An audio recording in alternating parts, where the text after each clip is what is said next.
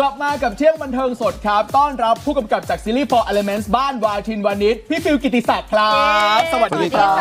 สวัสดีครับ สวัสดีครับ เมาส์กันไม่หยุดจนรายการจะเข้าแล้วอะ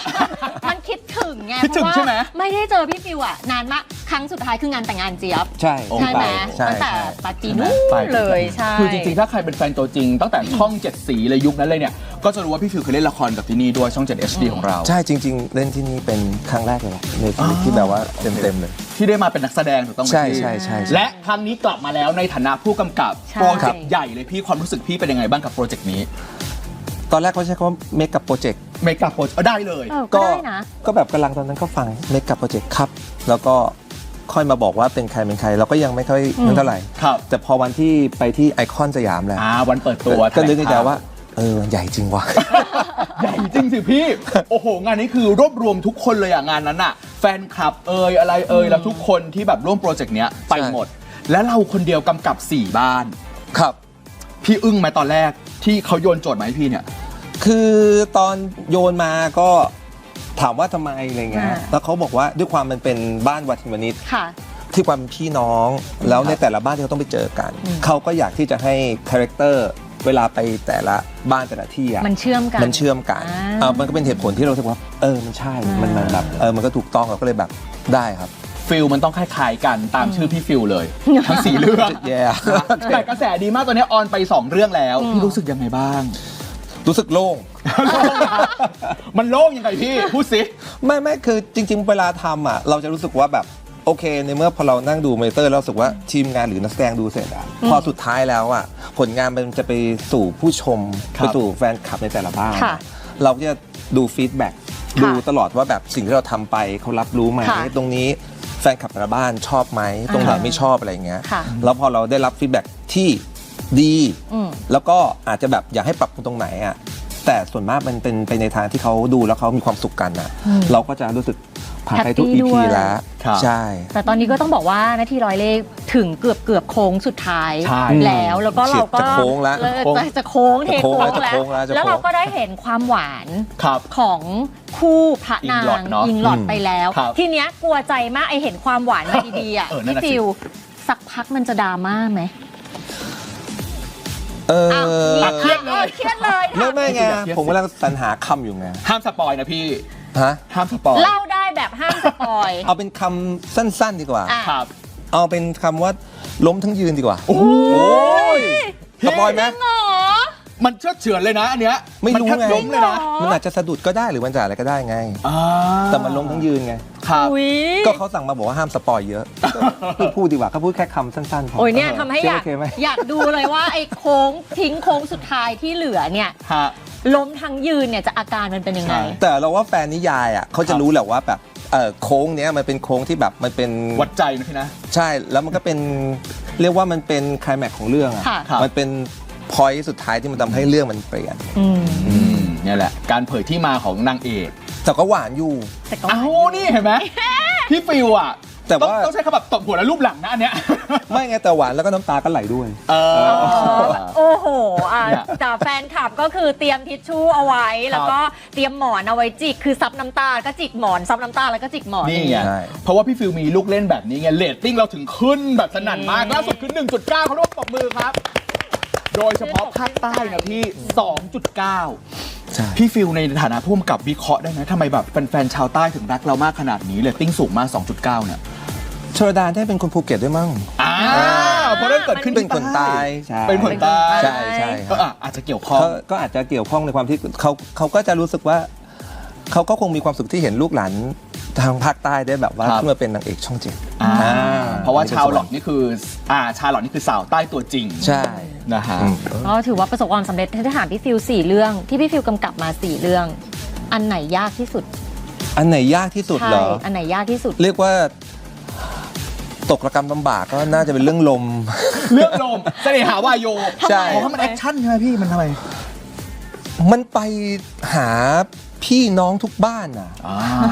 แล้วพอไปหาพี่น้องทุกบ้านแล้วช่วงระหว่างทางก็ต้องหนี ครับ หนีคนร้ายที่ อ่า ที่ตามล่าอีกอ่ะ ครับ มันไม่ได้แบบ เจี๊ยบมันไม่ได้แบบขึ้นรถไปนั่งรถไฟไปนอนสบายนั่งมองวิวแล้วไปไงมันไปเดี๋ยวกลางทางก็มีโจรมาดักเดี๋ยวตรงนู้นมีโจรมายิงเดี๋ยวโจรปลอมตัวไปหามันไปทุกบ้านพอไปหาพี่คนนี้ ครับ โจรก็ไปบ้านหาพี่คนนี้ก็หนีไปบ้านพี่นะเยอะมากอะ เรื่องราวมันเยอะมาก เจี๊ยบดูเสียงไม่ดี เสียงหอบเลยอ่ะเสียงหอบเลยอ่ะแต่จริงๆเรื่องนาทีร้อยเล่ห์เนี่ยมันท้าทายพี่ยังไง จริงๆนาทีร้อยเล่ห์เท่าตามจริงอ่ะพอเวลาเราทำงานในแต่ละบ้านในแต่ละเรื่องเลยเงี้ยเราก็รู้สึกว่าบ้านของอิงฟ้าฉลอดเป็นยังไง ค่ะ ที่ผ่านมาเขามีความสุขที่เขาเห็นเมนเขายังไงอะไรเงี้ย ครับ ก็เห็นว่าพออ่านนิยายเสร็จมันน่ารัก ครับ แล้วก็มาดูว่าแบบมันน่าจะเป็นมูดเกาหลีได้เนอะอะไรเงี้ยก็เลยเดินไปบอกเขาไม่เดินบอกก็นั่งคุยกับเขาในวันที่ ครับ เรารีทูกันว่าเดี๋ยวเรื่องนี้จะทำให้อิงฟ้าฉลอดสวยค่ะ นี่เลย เดี๋ยวพี่จะถ่ายให้หนูสวยมากเลยค่ะอะไรเงี้ย เป็นรอมคอมที่มันมีความโรแมนติกด้วยตลก ใช่ ด้วยมันมีจังหวะมุกอะไร ถ้าคุณดูคุณจะรู้ว่าแบบว่าพี่ฟิลพยายามแบบหยอด แทบจะทุกเบรกทุก EP เลยเนาะพี่เนาะความน่ารักอะไรแบบนี้ ใช่เพราะว่ามันเห็นตั้งแต่ในวันที่รีทูสักนิดนึงว่าแบบอิงฟ้าจะมีความแบบกึ่งของเขาอยู่แล้วแหละ กึ่งใช้คำนี้ได้ กึ่งๆเหรอ กึ่งๆของเขา เข้ม เข้ม ๆ เข้ม แต่ว่าเขาจะมีจังหวะของเขาที่เขาจะหลุดนั่นแหละ ซึ่งก็เป็นหน้าที่เราที่เราจะต้องหาว่าจังหวะนี้ได้แล้ววะแล้วก็ไปกระซิบชาร์ลอตไปอะไรเงี้ยก็ลองดู มันก็จะมีความน่ารักเกิดขึ้น แล้วก็บางทีก็ที่เห็นในแต่ละฉากบางทีก็จะรู้สึกว่าบางฉากก็ซ้อมแป๊บเดียว ครับ ที่เหลือก็เอาจริงเลยไม่ซ้อม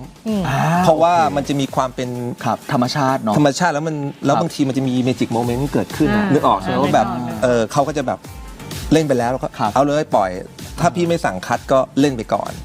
อยากจะหาสิ่งนั้นให้เกิดขึ้นได้ นี่ไง แสดงว่าจังหวะความหวานบางอย่างที่ทุกคนได้ดูแล้วเนี่ยมันมาจากธรรมชาติของเขาทั้งคู่เลย ใช่เราแค่ไกลๆว่าประมาณเนี้ยอยากได้แบบเนี้ย ครับ ได้ไหมอะไรเงี้ยเหมือนอย่างแบบว่า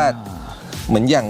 EP ที่ดูล่าสุดที่นั่ ค ง รับ เขียนชื่ออย่างเงี้ย ครับ เราก็จะไกด์ประมาณหนึงก่อน อ่าฮะ ยื่นหน้าเข้าไปนะอะไรเงี้ยให้มันมีอะไรเงี้ย อ่าฮะ ที่เหลืออยู่ที่เขาดีไซน์ คุณเป็นแบบนี้ไงนักแสดงเขาถึงตอนเนี้ยทุกคนอยากจะทำงานกับพี่ฟิล จริงจริง เขาบอกว่าพี่ฟิลเนี่ยเป็นผู้กำกับที่รับฟังนักแสดงแล้วก็ถือว่าเป็นผู้กำกับรุ่นใหม่ที่ตอนนี้ผลงานก็คือถูกตาต้องใจไปถึงหลาย ๆ ที่เลย เอาใหม่นะปุ้มกับรุ่นใหม่ เอารุ่นใหม่พี่ พี่ฟิลเป็นผู้กำกับรุ่นใหม่ เราใหม่เสมอ พี่ฟิลเป็น พี่ ผู้ ฟิวจะลอยแล้วเนี่ย ไม่ใช่ คือผมไม่ใช่อย่างนี้ คือผมก็เคยเป็นนักแสดงมาก่อนถูกป่ะ ค่ะ ครับ ผมแค่รู้สึกอย่างเดียวว่าแบบพอคนเรามาอยู่หน้าจอแล้วเขามีโอกาส แล้วเขาก็มีความที่อยากจะเล่นเป็นตัวละครตัวนั้นนะ ค่ะ ผมเชื่อว่าทุกคนมีของแหละ เพียงแต่แค่เราอ่ะหยิบยื่นโอกาสนี้ให้ไหมหรือเรามองเห็นไหมอะไรแบบเนี้ย ครับ แล้วซึ่งพอเขามีอ่ะเราไม่ควรปิดกั้น ครับ ค่ะ เราแค่มาแชร์กันมากกว่าอะไรเงี้ย อ่า ซึ่งแบบก็ทำงานกับคู่นี้เขาก็มีสิ่งที่เขาอยากจะขายมา ครับ เราก็มีแค่หน้าที่แบบว่าขายมาเลย เดี๋ยวก็จะแบบตบนิดๆหน่อยๆอะไรเงี้ อ่าย ฮะ ก็อยู่ที่เราแล้วว่าเราว่าคาแรคเตอร์นี้แหละ ครับ ซิมมานี้แหละคุณดูน่าจะชอบอะไรเงี้ย นิวเคยไปกองอยู่ทีหนึ่ง อ่า เรื่องนี้แหละบ้านน้ เป็นยังไง ำนิวจะบอกว่าพี่ฟิวน่ารักมากเขาเป็นแบบไม่กดดันนะเขาไม่กดดันอะไรเลย แล้วก็เวลาที่เขารู้สึกว่าอยากเติมอ่ะเขาจะเดินไปกระซิบ อิงฟ้าอย่างนี้นะแล้วนิวรู้สึกว่าทั้งอิงฟ้าชาร์ลอตอะเก็ตไวมากเขาก็จะพยักหน้าแล้วก็เล่นให้เลย แล้วก็ผ่านเลยอย่างเงี้ยคือทั้งสองคนเนี่ยมันมีเคมีที่เข้ากันแล้วมีเซนส์การแสดงที่ดีถูกต้องไหมพี่ ถูกต้องอยู่แล้วด้วยฮะ เออ เพียงแต่ว่าเราจะหยิบเขามาเล่นในจุดไหนมากกว่า คือจุดเนี้ยเขาเล่นข้างนอกแล้วเราเห็นหรือจุดบางจุดที่เขารู้สึกว่าบางจุดเนี้ยน่าจะได้อย่างเงี้ยเราก็เลยแค่รู้สึกว่าเอ้ยมันน่าจะเป็นเสน่ห์ว่ะแล้วก็เลยลองดู แล้วบางทีพอลองก็จะไม่บอก ครับ เพราะเราอยากเห็นคาแรคเตอร์ React จริง จริงๆ เพราะว่าอิงฟ้าจะมีความแบบทรงเขาอยู่แล้วอ่ะคือเวลาเขาหลุดอ่ะ ครับ เวลาเรานั่งตัดฟ้าที่ขอโทษนะเวลาเขาหลุดเขาก็จะมีแบบเวลาเขาหลุดเขาจะมีจมูกเขาจะแบบ จมูกสั่นนิดนึงตรงปีกจมูก ใช่ คือน้องคนตัดเขาแต่เรื่องนี้แปลกมากคือ ครับ นั่งตัดกับน้องคนตัดอ่ะเขานั่งตัดไปเขาก็ฮอปไปด้วย เออ นั่งฉากแกะกุ้งเขาก็ฮอปไปด้วยเราก็ถามเป็นไรมันก็เขินของเขาฮะแต่จมูกที่จมูกแบบ จมูก ใช่ นิดนึง นิดนึง แต่เรื่องนี้คือร่วมงานกับสาวๆเยอะ ใช่ เพราะฉะนั้นฟิลการกำกับของพี่ฟิวเองก็จะเปลี่ยนไหมพี่ ต้องพูดจาเสียง2เสียง3ไหมหรือยังไงในกองเนี่ย ไม่ต้องหรอกเพราะว่าพี่ฟิล ทำไมฮะ ทำไมเจี๊ยบ พี่เจี๊ยบจะพูดอะไร เพราะเขาสนิทกันมากนะคุณผู้ชมเขาเคยเล่นละครด้วยกันนะทำไมเพราะอะไรพี่ คื เจี๊ย อบ พูด พี่ สิ ฟิลเป็นคนละมุนละไมมาตั้งแต่ไหนแต่ไรแล้ว อ่า เพราะฉะนั้นวิธีการพูดกับสาวๆหรืออะไรอย่างเงี้ยเนาะ ใช่ มันก็จะค่อนข้างแบบไม่ยาก มัน ใช่ เป็น ไหม เส้นบางๆนะเจี๊ยบ มันจะเป็นเรื่องบางๆอยู่ ระหว่างคนนั้นเราคนเจ้าชู้นะ ไม่ พี่ ไม่คือพี่ฟิลเป็นคนที่แบบนุ่มนวลมาตั้งแต่แบบ อ่า เด็กรู้จักพี่ฟิลมาตั้งแต่ไหนแต่ไรแล้วอะไรเงี้ยก็คิดว่าการทำงานสื่อสารกับน้องๆก็น่าจะง่าย เยี่ยมมากพี่ดูดีมาก พี่ฟิวรอดแล้ววันเนี้ย นะแต่เอาจริงๆมันต้องปรับมูดไหมพี่ ผมว่ามันทำให้เราอ่อนโยนขึ้นมากกว่าครับ ครับ คือพอเรารู้สึกว่าเราอยากจะทำอะไรหรือเงี้ย คือผมแค่รู้สึกว่ามันไม่ต้องเสียงดังมันไม่ต้อง ค่ะ ตะโกนหรอก ค่ะ มัน ครับ คือมันเป็นแค่ในความเข้าใจซึ่งกันและกันมากกว่าอะไรเงี้ยเราก็เลยแค่รู้สึกว่า เราแค่รู้สึกว่าในการทำงานที่ผ่านมาทุกอย่างมันเหนื่อยมันร้อนทุกอย่างอะเราว่ามันจะเป็นเส้นบางๆ ซึ่งบางทีเรารู้สึกว่าการที่จะบอกอะไรไปต้องการอะไรไปอ่ะ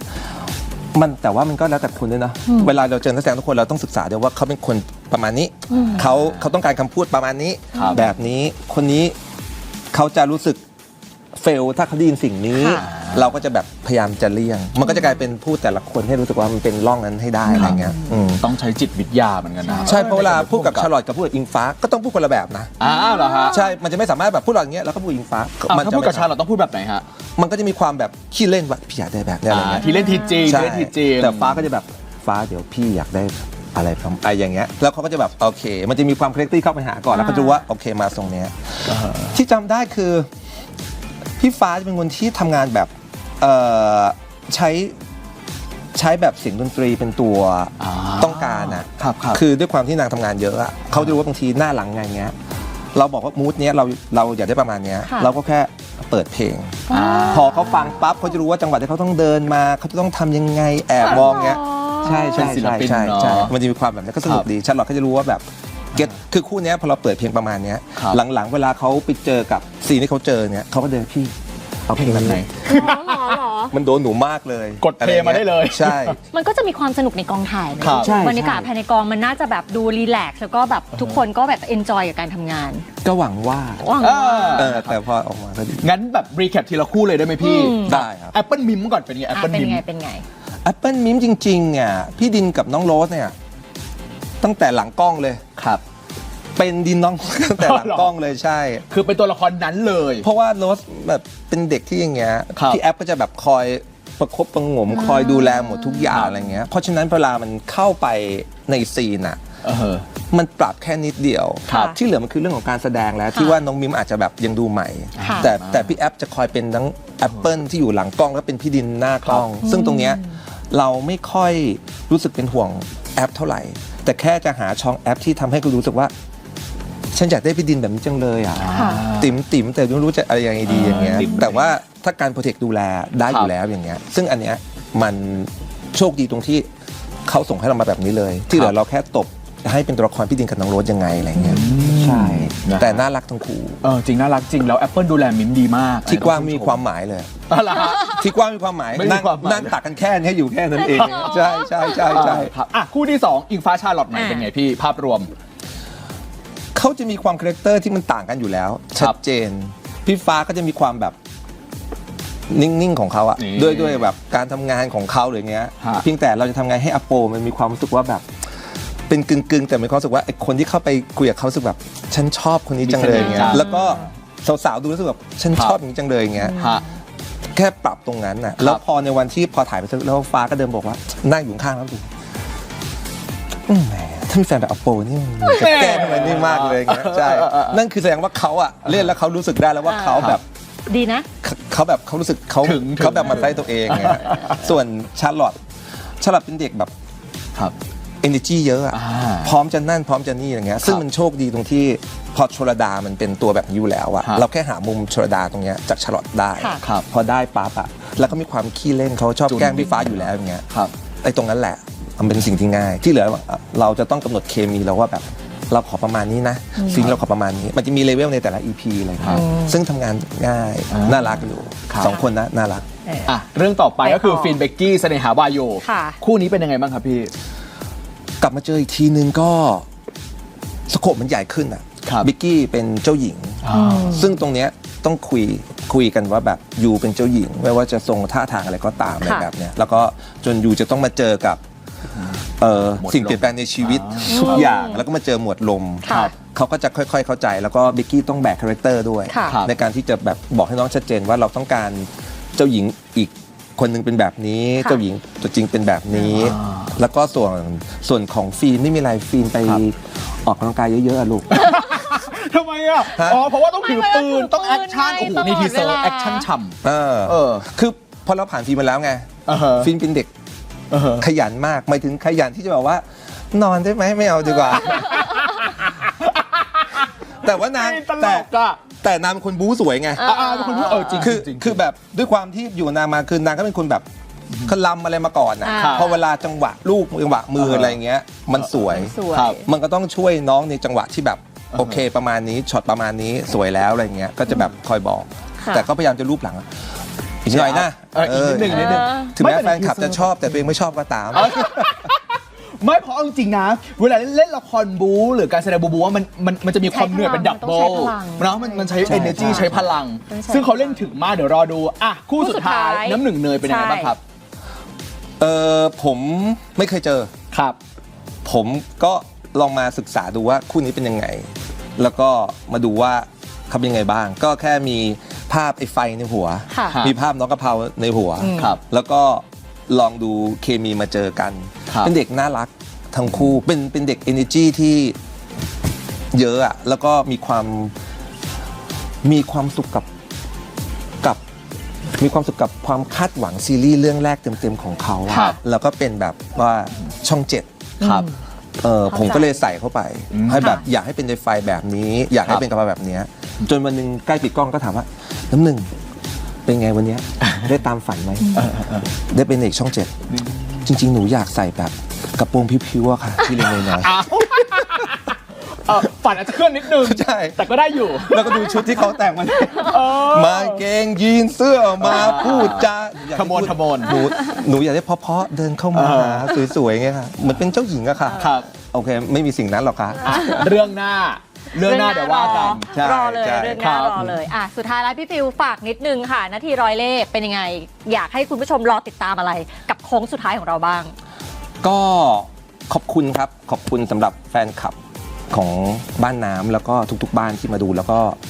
ขอบคุณแฟนละครช่องเจ็ดด้วยเนาะที่แบบว่าทำให้เรตติ้งขึ้นเนี่ยก็อยากจะฝากผมว่ามันเป็นตัวซีรีส์ที่ดูง่ายเข้าใจง่าย แล้วก็สำหรับคนที่ติดตามอยู่ก็เดี๋ยวช่วงโค้งนี้น่าจะเป็นโค้งที่หักศอกอยู่ ผมอยากให้ติดตามดูฮะแล้วก็ถ้ามีอะไรชอบยังไง แล้วก็ชอบพวกเขาต่อก็ตามดูบ้านลมกับบ้านไฟ เดี๋ยวเขาไปโผล่อีก แน่นอน นะฮะ ค่ะ วีคที่แล้ว 1.9 วีคนี้คาดหวังตัวเลขเท่าไหร่ดีพี่ อุ้ย2ขึ้นแล้วล่ะ ใช่ไหมล่ะด็อกอิงฟ้าชาร์ลอตยังไงต้องกับขอ 2 ขึ้น สองอยู่แล้วแหละแต่จะ สาม สอง ไปเลย จุดแค่ไหนอย่างเงี้ย เดี๋ยวมารอลุ้นกันนะค ครั รับบ ผม วันนี้ขอบคุณพี่ฟิลมากๆ ขอบคุณครับ ขอบคุณค่ะ ขอบคุณครับ คุณผู้ชมครับหมดเวลา